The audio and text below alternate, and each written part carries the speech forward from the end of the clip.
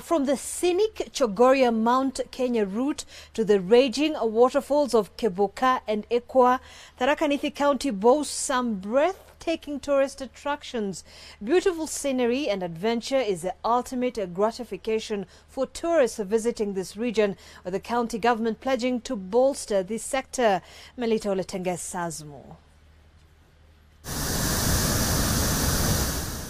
The creamy white marvel of sorts that is the Keboka Grand Falls makes a thunderous flow on the rugged terrain of Tharaka. This majestic waterfall gives life to a semi-arid area. The source is vital for the people of Tharaka. Hii mto inatusaidia kuvua samaki, tunachota tunatumia nyumbani.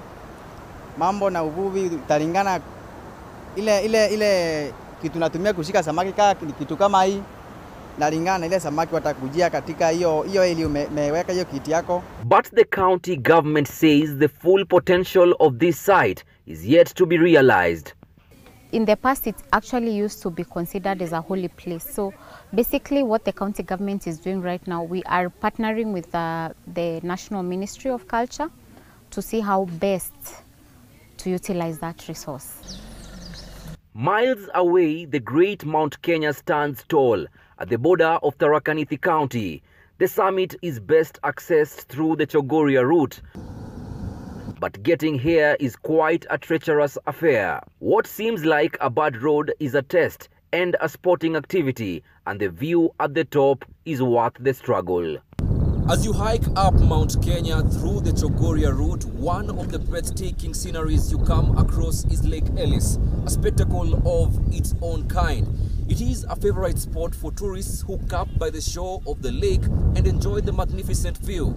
9 kilometers from here, as you hike upwards, you find another lake, Lake Michelson. These features make a thrilling adventure. This is my first time on this route.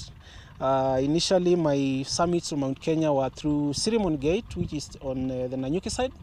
But I must admit, I think the Chogoria route takes it all. I mean, the scenes and the beauty. Most of our guests come there mainly for mountain hiking, camping, trout fishing, bird watching, and even sometimes just to take a break from life, because the place does not even have good network, and that is very intentional.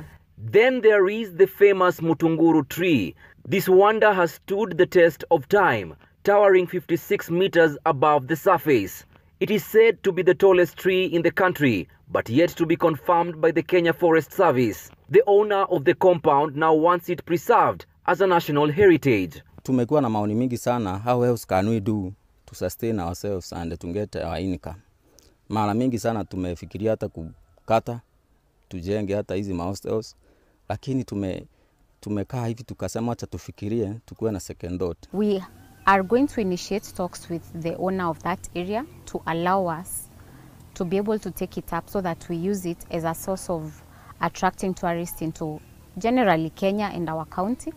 And as the county embarks on improving the sector, locals are hopeful of more employment opportunities.